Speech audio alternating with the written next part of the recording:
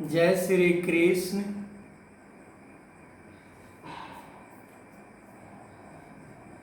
भौतिक संसार में प्राणी छोटे छोटे चीज़ों को प्राप्त करने के लिए जो अपना समय इन्वेस्ट करता है, वही समय अपने जीवन को लक्ष्य को प्राप्त करने के लिए अपने गुरु, अपने भगवान के चरणों में यदि लगा देता है तो उसका जीवन सफल हो जाता है। पर क्यों नहीं लगा पाता है इंसान? इसके पीछे क्या कारण है? क्या उसके पास समय नहीं है? क्या वो चलने फिरने में असमर्थ है? क्या वो बोल नहीं पाता है? क्या वो देख नहीं पाता है? सभी इंद्रिया को रहते हुए भी वो सही स्थान पर अपने समय को नहीं लगाता है। सही स्थान कौन सा है? सही कार्य कौन सा है? इसे समझना बड़ी जरूरी हो जाता है इंसान के लिए।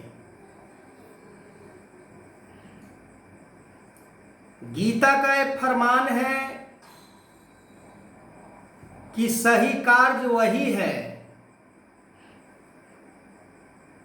समय रहते परमात्मा को प्राप्त कर लेना। सही काम वही है जो अपने जीवन को 84 लाख योनि से मोक्ष की तरफ लेकर जाता है। पर रास्ते में रुकावट बहुत आएंगे। रुकावट के मतलब बहुत सारे चीज होते हैं। हमारा मन भी हो सकता है, हमारा धन भी हो सकता है, हमारा ऐश्वर्य भी हो सकता है, हमारा अहंकार भी हो सकता है, और सबसे बड़ा जो रोल है सही कर्म करने में रुकावट, वो हमारा मन है। मन एक स्थान पर नहीं ठहरता,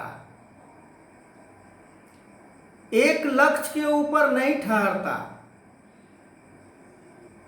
जब गुरु द्रोण अपने शिष्य को बुलाते हैं और कहते हैं कि ये आज निशाना तुम्हें लगाना है, देखता हूं कौन इस निशाना को लगा पाता है। गुरु द्रोण एक एक करके अपने शिष्य को कहते हैं।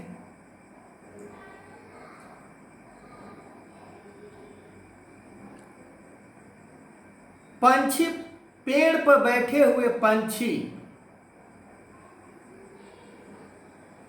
पानी के अंदर देखकर निशाना लगाना है।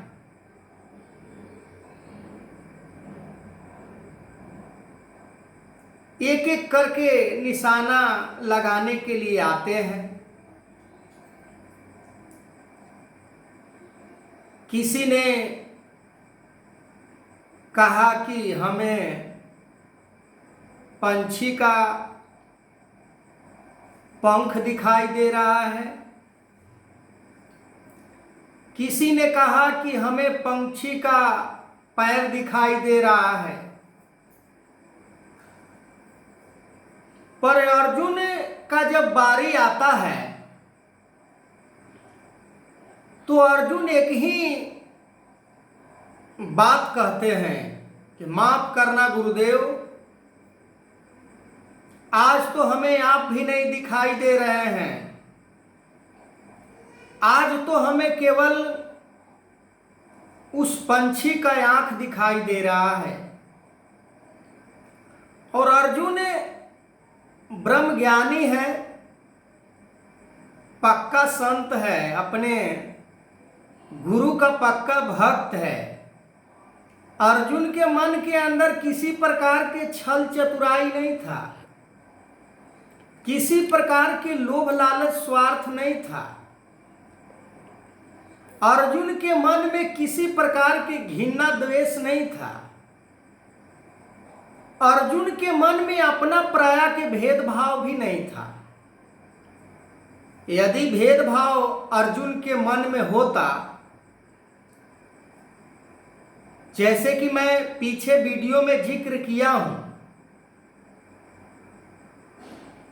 कि जिस अर्जुन को मारने के लिए कौरव सेना उतावला हो पड़ी है, पर अर्जुन के मन के अंदर उन लोगों के लिए भी दया झलक रहा है, करुणा दिखाई दे रहा है, प्यार दिखाई दे रहा है, नम्रता दिखाई दे रहा है, अपनापन दिखाई दे रहा है।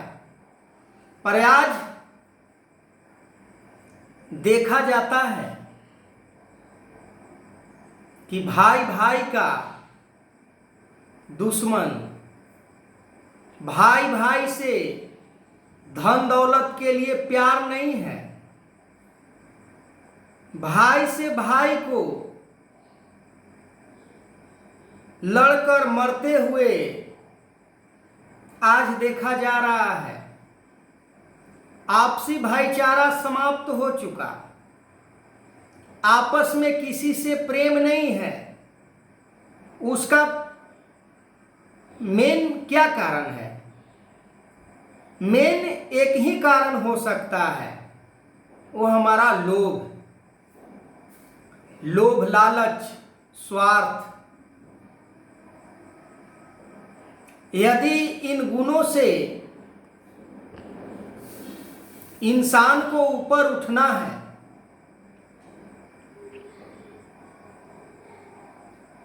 तो हमें समय के सतगुरु के चरणों में समर्पित होना पड़ेगा।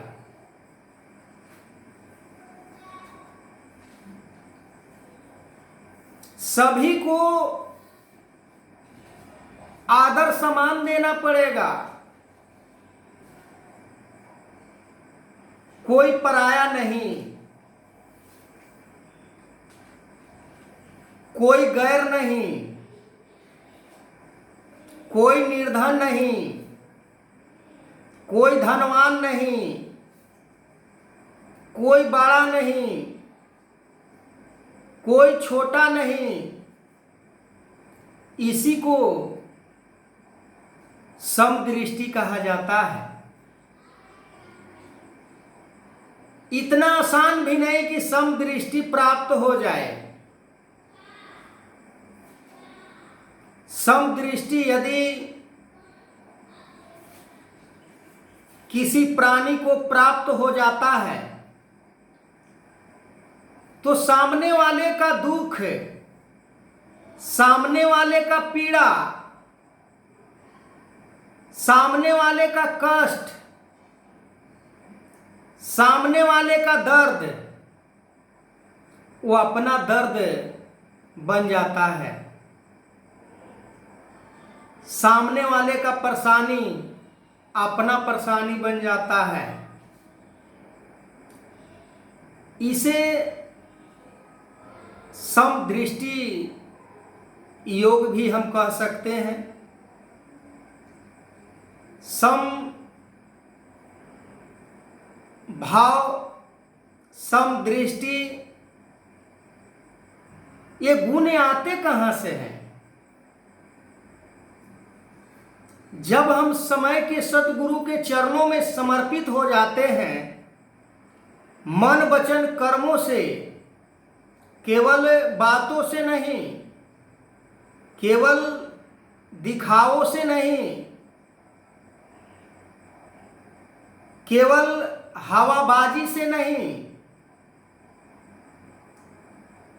वास्तव में क्रियात्मक कर्म करके, जैसे भगवान कृष्ण अर्जुन को समझा रहे हैं कि क्रियात्मक कर्म तुम्हें करना पड़ेगा अर्जुन। यदि तुम क्षत्रिय कहलाना चाहते हो, यदि तुम वीर योद्धा कहलाना चाहते हो, यदि ब्रह्मज्ञानी कहलाना चाहते हो, तो तुम्हें युद्ध करना पड़ेगा। मन से मोह को निकालना पड़ेगा। पर आज देखा जाता है कि मन के अंदर इतना लोभ भरा पड़ा है जिसका कोई अंदाजा भी नहीं लगाया जा सकता है। उतना तो किसी साधारण पुरुष के अंदर भी नहीं होता। समय के सतगुरु ने आपको श्रेष्ठ पुरुष का दर्जा दिया है। संत जो होते हैं श्रेष्ठ पुरुष होते हैं। श्रेष्ठ पुरुष, मध्यम पुरुष, अन्य पुरुष। जो अन्य पुरुष होते हैं उनको किसी प्रकार के कर्मों से कोई लेना देना नहीं होता है।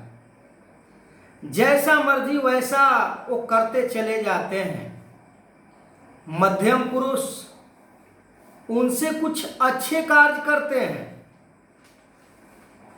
जैसे कोई चोर चोरी करने जा रहा है तो उसे वो रोकते हैं, उसे वो समझाते हैं।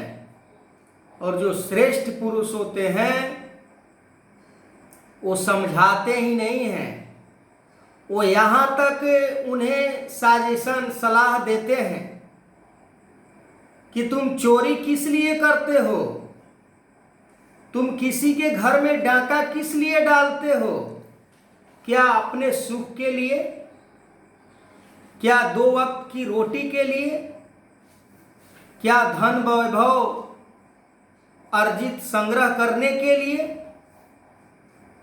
तो सामने से जवाब आता है कि हाँ। और जो समदर्शी जो संत होते हैं, जो परमार्थी जो संत होते हैं, उन्हें वो समझा देते हैं श्रेष्ठ पुरुष, और उनके जैसे अपने जैसे बना देते हैं। आगे मैं इस वीडियो को कंटिन्यू करूंगा। जैसे पारस पत्थर होता है, जब किसी लोहे को स्पर्श करता है तो अपने जैसा सोना बना देता है, अपने जैसा कंचन बना देता है, पवित्र बना देता है। और किसी का जब गले का आभूषण बन जाता है, किसी का अंग का आभूषण बन जाता है, तो देखने में वो सुंदर दिखाई देता है। तो आगे मैं वीडियो को कंटिन्यू करूंगा। इस वीडियो को शेयर कीजिए, कमेंट कीजिए, लाइक कीजिए। मैं ऐसे वीडियो लेकर सुबह 9:30 के लमसम और शाम को भी 9:30 के लमसम में मैं लेकर आता हूं। तो जय श्री कृष्ण।